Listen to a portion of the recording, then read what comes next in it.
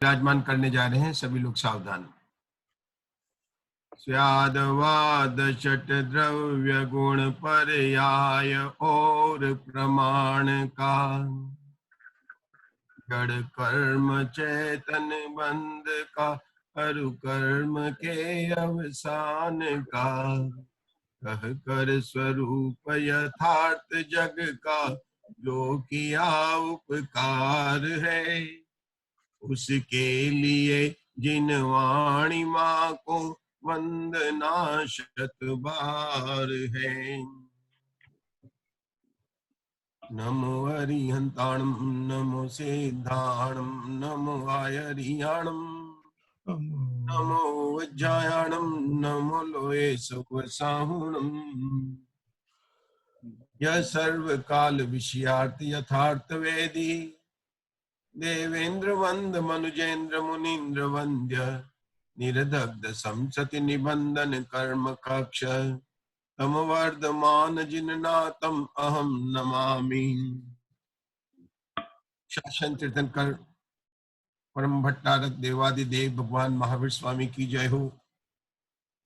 द्वादशांग जिनवाणी माता की जय हो। सम्यक दर्शन, सम्यक ज्ञान और सम्यक चारित्र के धारक आचार्य उपाध्याय साधु परमेश जी की जय हो। ऑनलाइन सन्मति स्वाध्याय मंदिर के आज इस लॉकडाउन पीरियड में 77 स्वाध्याय की श्रृंखला है। हमारे यहाँ पर छाड़ला शास्त्र के आधार से स्वाध्याय चल रहा है।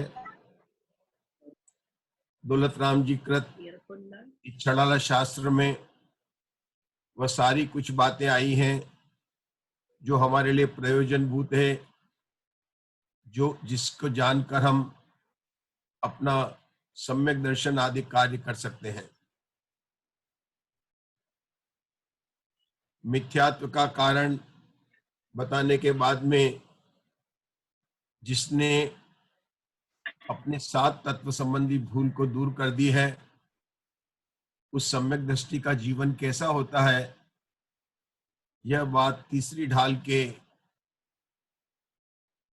अंदर बताई जा रही है। उसके अंदर पहले निश्चय रत्नत्रय का स्वरूप समझाया, फिर 7 भेद रूप व्यवहार सम्यक दर्शन की बात आई, और अब सम्यक दर्शन के 8 अंगों का वर्णन चल रहा है।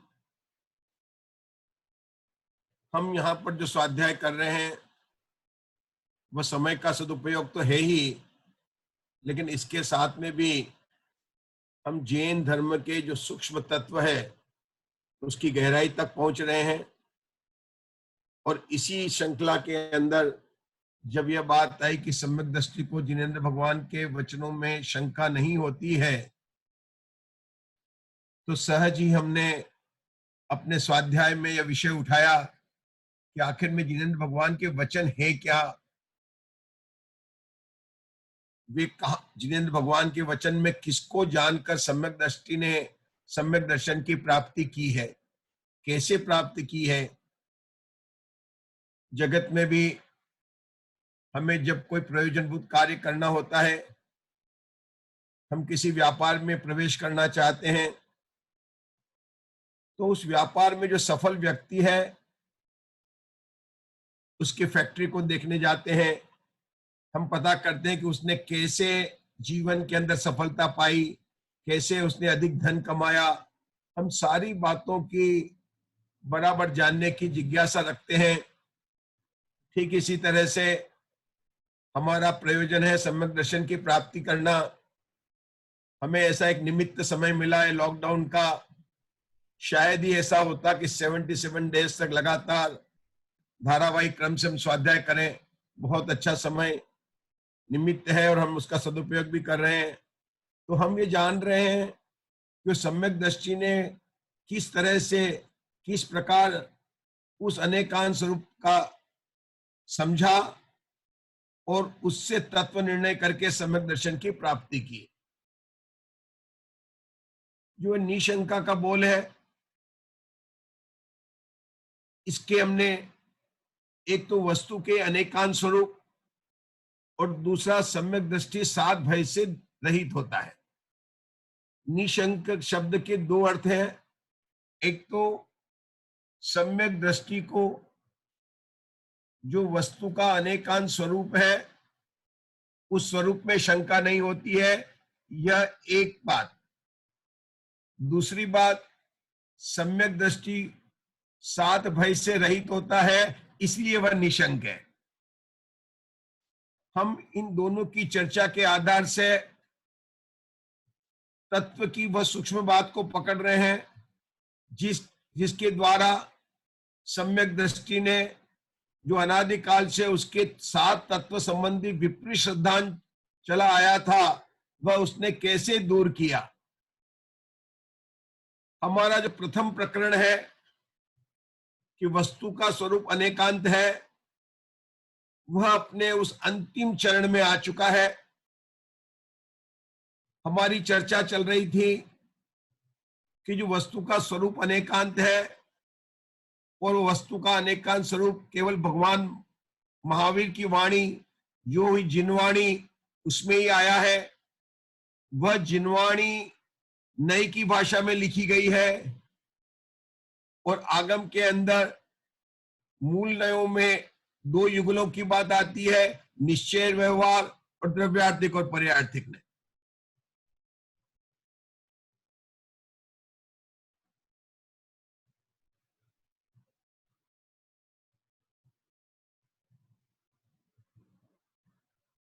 द्रव्यार्थिक और पर्यार्थिक नय, तो प्रश्न उठता है कि द्रव्यार्थिक नय किसे कहते हैं और पर्यार्थिक नय किसे कहते हैं। मूल आगम का जो एक दूसरा जोड़ा है उसका नाम है द्रव्यार्थिक नय और पर्यार्थिक नय। हमने कहा था ये नय का चश्मा है जिसको हर को पहनना होगा, चाहे उसका नंबर हो या नहीं हो। इस चश्मे को पहनकर ही आपको आगम में जो कथन है वह किस अपेक्षा से कहां पर क्या कथन आया है वह बात आपको मर्म समझ में आएगी। द्रव्यार्थिक नय और पर्यार्थिक नय, देखिए सभी वस्तु द्रव्य पर्याय स्वरूप है। द्रव्य के बिना पर्याय नहीं और पर्याय के बिना द्रव्य नहीं।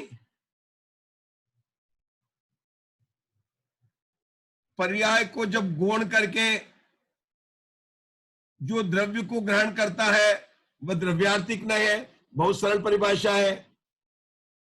हमने जब एक कमर कसी ली है कि हम इस लॉकडाउन पीरियड के अंदर जो हमको समय मिला उसमें तत्व ज्ञान करेंगे, तो जो छोटी छोटी परिभाषाएं आ रही है आप सब नोट करते चलें और उसको स्मरण करने का भी करें, क्योंकि चिंतन करेंगे तो आखिर में द्रव्यार्थिक नय का क्या विषय है।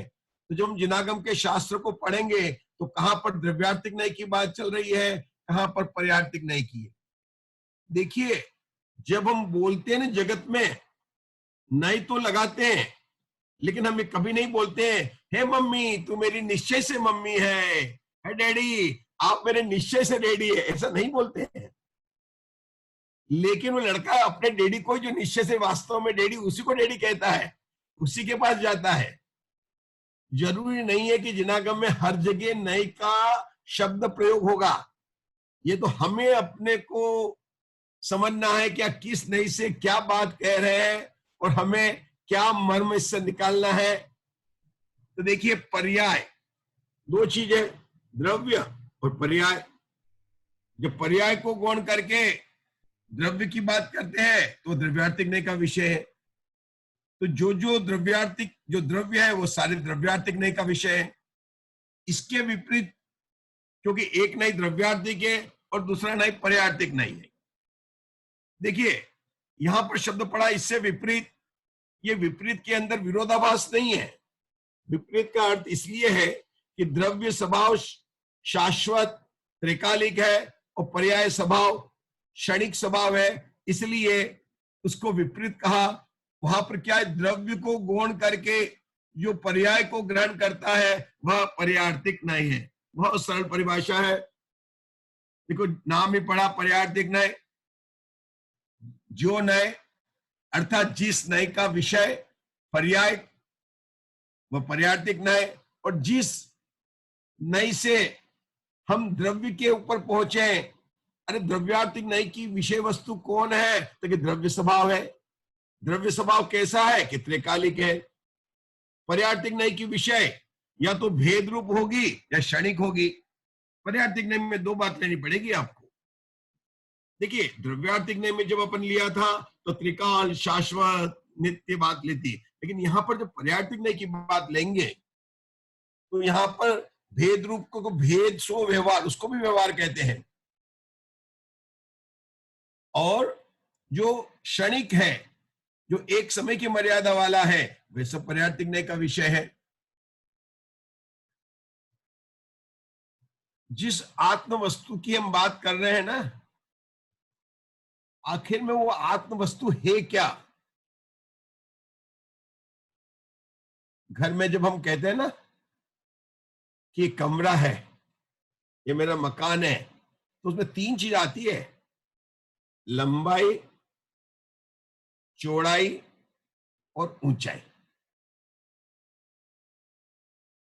हम कहते भी हैं 10 फीट लंबा, 8 फीट चौड़ा, 9 फीट ऊंचा, और पूरी वस्तु बन जाती है। अब आत्मा भी एक वस्तु है, उसमें भी लंबाई है, उसमें भी चौड़ाई है और उसमें भी मोटाई है। जिस तरह जगत की कोई भी वस्तु होती है उसमें 3 कोऑर्डिनेट हुए, एक्स, वाई, जेड, लंबाई, चौड़ाई और मोटाई, और तीनों को बोलते हैं घन। और आत्मा भी घन रूप वस्तु है। ऐसी घन है जैसे ठंड में, सियारे में जैसे घी जम जाता है और उसमें कुछ अपनी उंगली भी प्रवेश नहीं करती है, चम्मच भी प्रवेश नहीं कर, ऐसी ठोस वस्तु है। कौन सा घी जमा हुआ है? वो चैतन्य का घी है, उसके अंदर कोई भी प्रवेश नहीं कर सकता है। ऐसी आत्म वस्तु लंबाई, चौड़ाई और मोटाई तीनों से सहित है। स्वाध्याय करने बैठे हैं तो नई नई बातें तो सुननी पड़ेगी कि आत्मा में भी लंबाई, चौड़ाई और मोटाई होती है। हमें तो आत्मा दिखाई नहीं देती है। हम तो आज तक अपने शरीर की हाइट, वो LIC पॉलिसी लेने जाते हैं तो खड़ा करता है, देख लेते हैं इतनी हाइट है, वो लिख देता है। यहां तो आज बात कर रहे हैं आत्मा की, कि आत्मा की लंबाई, चौड़ाई और ऊंचाई। देखिए लंबाई तो बहुत सरल है, एक एक समय की जो पर्याय हो रही ना, काल के प्रवाह, एक के बाद एक के बाद एक के बाद एक के बाद, अपन कहते हैं ना काल की लंबाई, लंबाई। तो आत्मा त्रिकाल वस्तु है, तो इसके हर समय जो एक के बाद एक के बाद एक के बाद जो पर्याय होती है ना, उसको अपन ने नाम दिया था क्रमवर्ती पर्याय। इन क्रमवर्ती पर्यायों का एक के बाद ताता है। ऐसा कभी नहीं होगा कि एक समय खाली हो जाए कि जब उसके अंदर कोई पर्याय नहीं हो। आत्मा में एक शक्ति है, भाव नाम की शक्ति, जिसके कारण हर समय यह द्रव्य पर्याय युक्त होता है। छह द्रव्य की बात कर रहे हैं, लेकिन हमने तो मुख्य आत्मा को बनाया, क्योंकि हमारा प्रयोजन अपनी आत्मा से। तो आत्मा की लंबाई हर समय होने वाली जो काल की प्रवाह रूप है, वह उसकी लंबाई हुई। और ये लंबाई अगर आपको थोड़ा किसी को ग्राफ होता है तो ये वाई एक्सिस हो गया, क्योंकि लंबी जाती है ऊपर ऊपर ऊपर ऊपर काल, एक के बाद दो, दो के बाद तीन, तीन के बाद चार। ये जो समय का जो प्रवाह है इसको कहते हैं ऊर्ध्व प्रवाह, क्योंकि ऊपर ऊपर जाता है। ऐसा नहीं होता कि रिटर्न होकर पुरानी पर्याय आ जाएगी, आगे आगे आगे आगे। तो यह प्रवाह कैसा है? ऊर्ध्व प्रवाह। आत्मा की चौड़ाई क्या है? देखिए आत्मा की बात तो जगत में कई धर्म करेंगे, और अगर आप टीवी के सीरियल पे खोलो तो इतनी भीड़ वाले प्रवचन हो रहे हैं, वहां भी आत्मा न मरती है, न कटती है, न शस्त्र, और ऐसा लगता भी है अपने को, अरे नहीं ये तो अपनी बात कर रहे हैं। लेकिन देखिए आत्मा की चौड़ाई कोई नहीं बताएगा। भगवान महावीर ने आत्मा की चौड़ाई बताई है।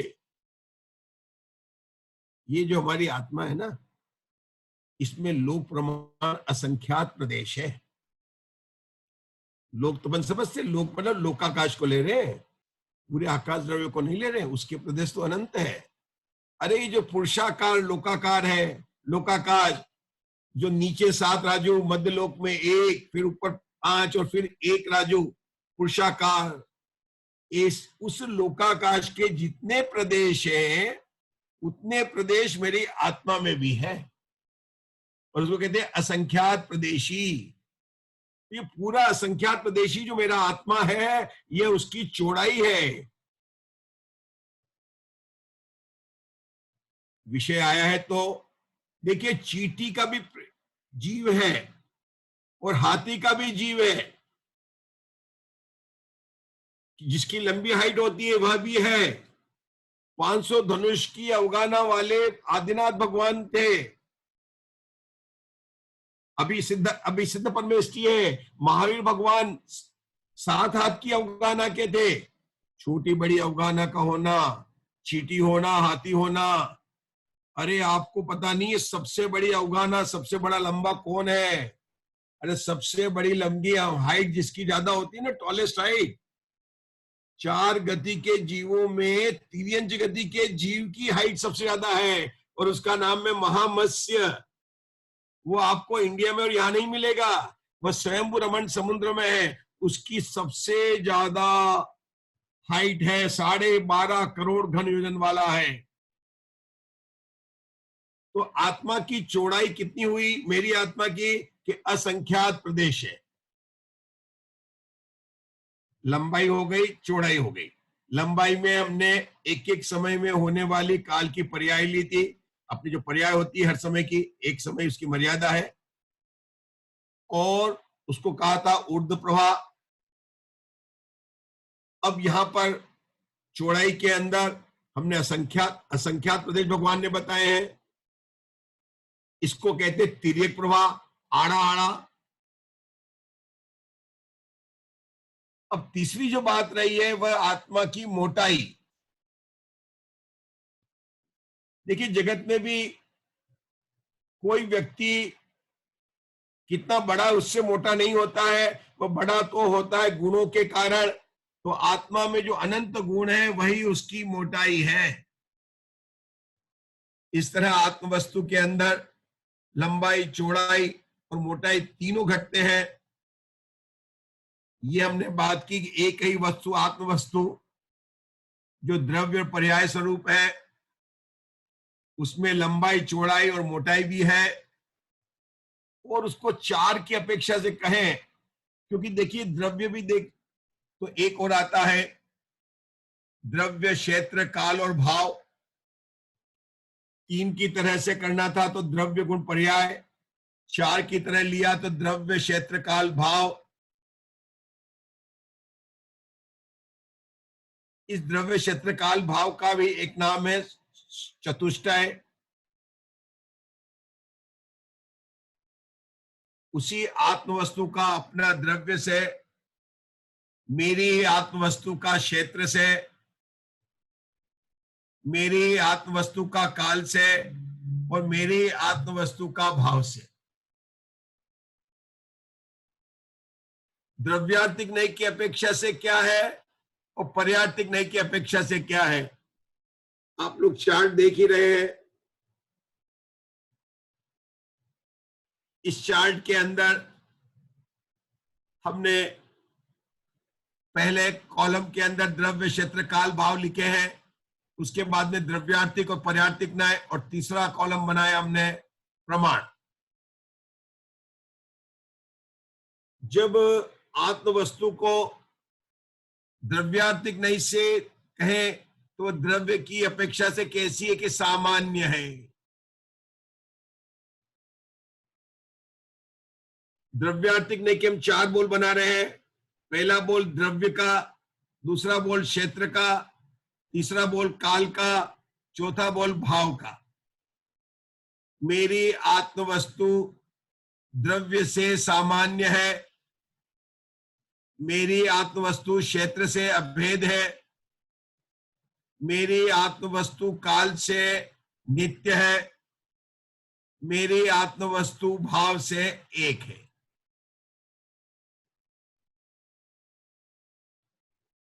जैसे चार बोल द्रव्यार्थिक नहीं की है, उसी तरह पर्यार्थिक नहीं से मेरी आत्मवस्तु द्रव्य की अपेक्षा विशेष है। जब पर्यार्थिक नहीं मिलेंगे, पर्यार्थिक नहीं की बात करेंगे तो आत्मवस्तु क्षेत्र की अपेक्षा से भेद रूप है। पर्यार्थिक नहीं की बात करेंगे, उसी तो काल की अपेक्षा से वस्तु कैसी है कि अनित्य है। भाव की अपेक्षा से अगर हम पर्यार्थिक दृष्टि से देखें तो अनेक है। चश्मा है हमारे पास में, आगम का चश्मा, द्रव्यार्थिक नहीं के आंख को खोला तो वस्तु कैसी दिखाई दी? सामान्य, अभेद, नित्य, एक। अब द्रव्यार्थिक नहीं की आंख को बंद किया, पर्यार्थिक नहीं को तो आत्मवस्तु कैसी दिखाई दी? विशेष, भेद, अनेक, अनित्य, अनेक। पहले विशेष, किसी द्रव्य की अपेक्षा विशेष, क्षेत्र की अपेक्षा से भेद, काल की अपेक्षा से अनित्य, भाव की अपेक्षा से अनेक। द्रव्यार्थिक नहीं की तरह की अपेक्षा 4 बोल, पर्यार्थिक नहीं की अपेक्षा से 8 बोल। अब जो द्रव्यार्थिक नहीं की और पर्यार्थिक नहीं की है, वस्तु तो वस्तु है, तो प्रमाण की वस्तु कैसी है?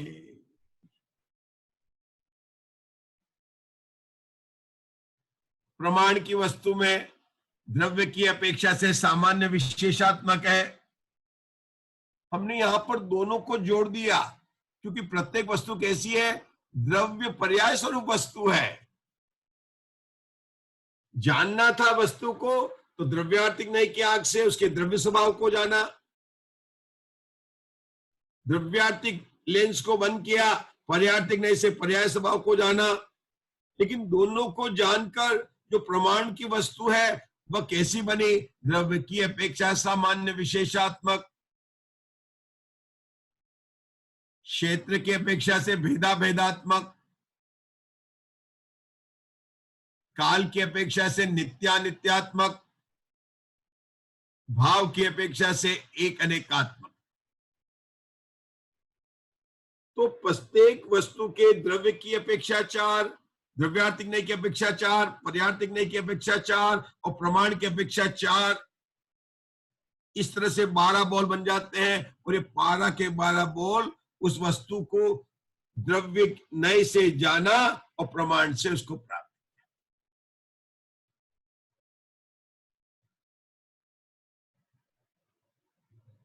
यहां कहा तो जा रहा है, लेकिन जब अनुभूति के काल में सम्यक दृष्टि ने द्रव्यार्थिक नहीं से द्रव्य स्वभाव को जाना, पर्यार्थिक नहीं से पर्यार्थ स्वभाव को जाना, प्रमाण की वस्तु को भी जाना, लेकिन प्रमाण की वस्तु सही होने पर भी, ध्यान रखना, प्रमाण की वस्तु सही होने पर भी पूजनी नहीं है।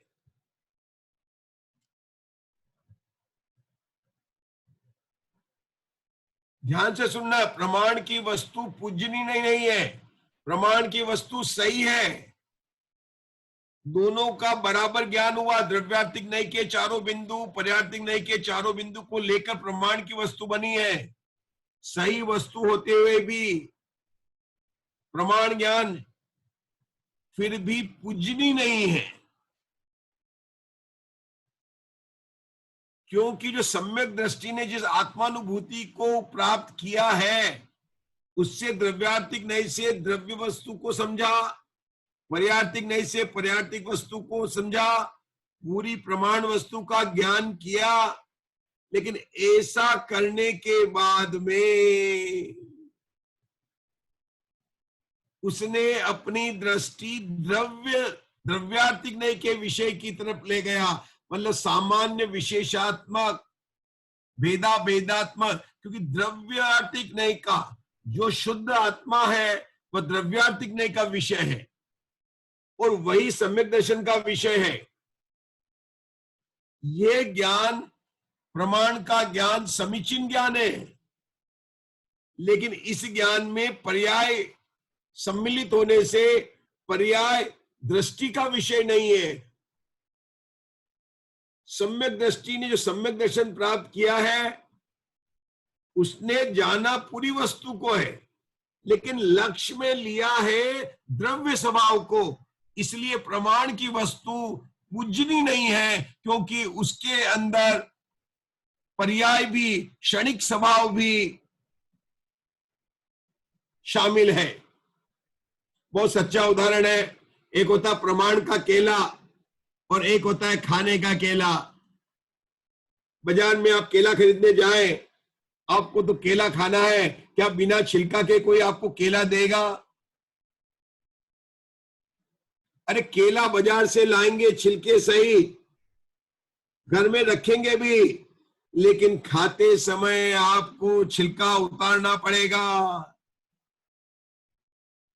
ये पर्यार्थिक नहीं का उस केले के छिलके के समान है।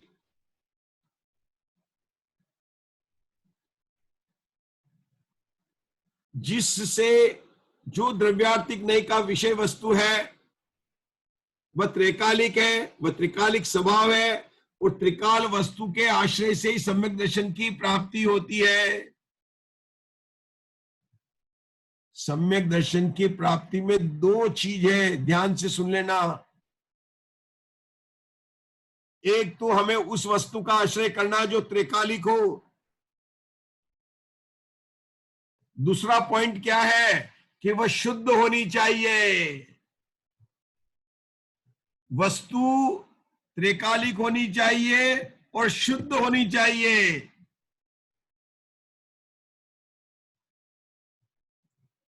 हमें कई बार हम अनंत परमात्मा के समोषण में गए, परम शुद्ध अनंत परमात्मा के दर्शन किए। अनंत परमात्मा शुद्ध थे, परम शुद्ध थे, पूर्ण स्वभाव के प्राप्त कर चुके थे, लेकिन वे हमारे लिए त्रिकालिक नहीं थे। या तो उनका पहले मोक्ष हो गया या हम पहले वहां से चले गए। अगर इस दुनिया में कोई एक वस्तु है जो त्रिकालिक भी हो और शुद्ध भी हो, ढूंढना, सर्च करना, कहीं नहीं मिलेगा। फिर आपको लौटकर अपनी आत्मा पर आना पड़ेगा। ये शरीर भी जीवन का साथ है, इस पर्याय का, ये भी चला जाएगा। आपकी अपनी आत्मा अर्थात मेरी अपनी आत्मा वही त्रिकालिक है, वही शुद्ध है, उसके आश्रय से सम्यक दर्शन की प्राप्ति होती है। हम सभी उसके आश्रय से सम्यक दर्शन की प्राप्ति करें, इसी मंगल कामना से अब हम यहाँ पर अभी विराम लेते हैं।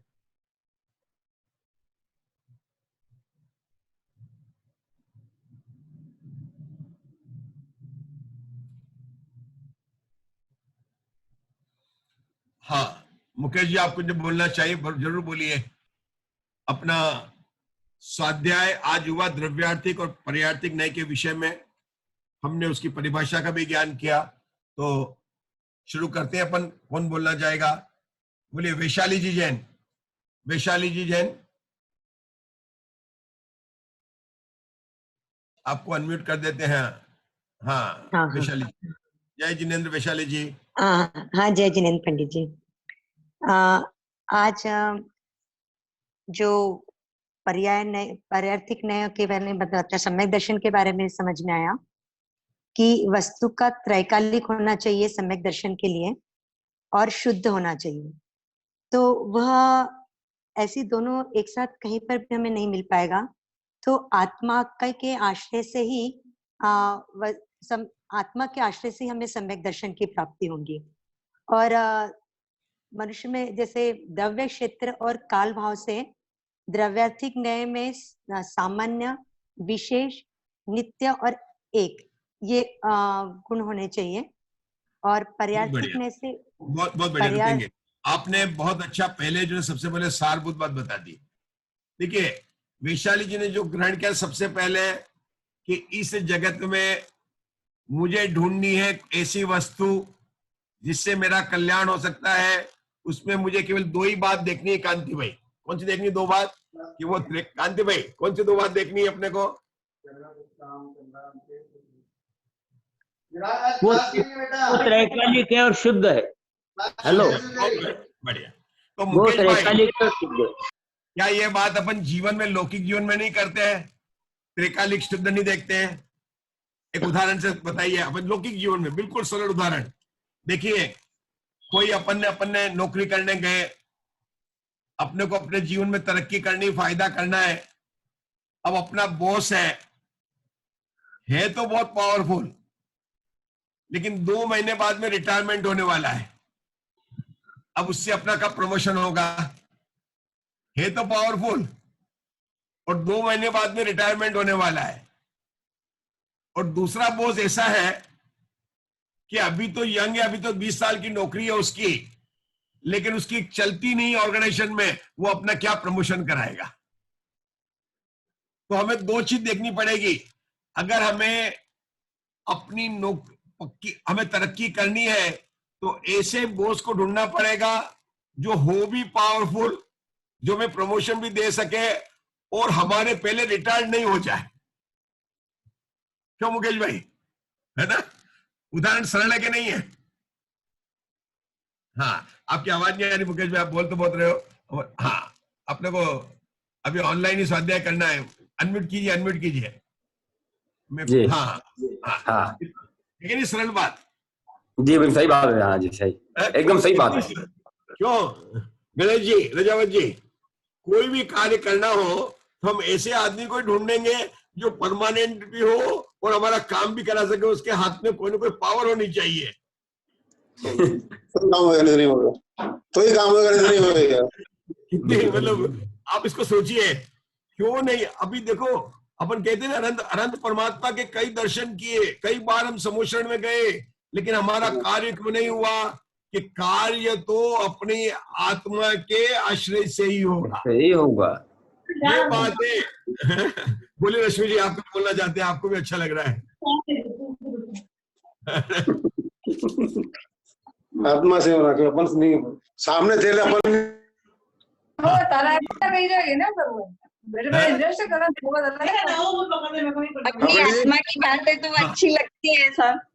हाँ, बताइए बताइए, बोलिए बोलिए।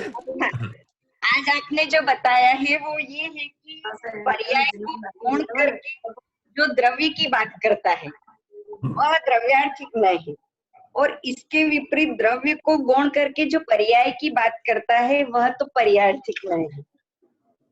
अब इसमें आपने आज आत्मा की लंबाई, चौड़ाई और मोटाई तीनों बताई है। तो आत्मा की लंबाई में आपने क्रमवर्ती पर्याय को लिया है जो क्रम से बदलती रहती है, और ऊर्ध्व प्रवाह लिया है।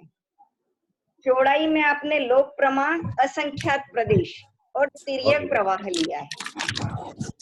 और मोटाई में आत्मा की जो वस्तु है वही उसकी मोटाई है। शायद यही था। जब जीव आत्मानुभूति करता है तो वह द्रव्यार्थिक नय से ही करता है, और क्योंकि प्रमाण की वस्तु सही है, प्रमाण की वस्तु सही नहीं है, वह पूजनीय नहीं है, क्योंकि वह अपनी दृष्टि द्रव्य पर रखता है, क्योंकि उसने अपने लक्ष्य में द्रव्य को ही लिया है, पर्याय को नहीं। इसमें आपने केले का उदाहरण भी दिया था कि केला खाने के लिए उसको छिलका उतारना ही पड़ेगा। बहुत बढ़िया। इसमें एक बात सूक्ष्म है कि अनुभूति में नए का कोई विकल्प नहीं होता, नयातीत होता है। ये बात जरूर है कि द्रव्यार्थिक नय का या निश्चय नय का, परम शुद्ध निश्चय नय का जो विषय त्रिकाली आत्मा है वह रहता है। द्रव्यार्थिक नय का, पर्यार्थिक नय का, निश्चय नय का, व्यवहार नय का कोई विकल्प नहीं रहता अनुभूति में। नयातीत है, पक्षांतिक्रांत है, उपक्रांत है।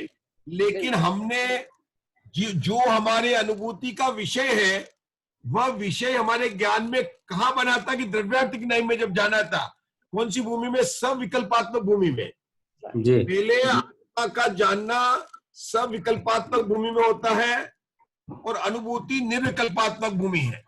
तो ये और सूक्ष्म बातें हैं, अपन करेंगे। अपना समय, ये 1 मिनट बचा है, तो अपन लॉग आउट करके फिर से लॉग इन करते हैं। जी, बहुत अच्छा।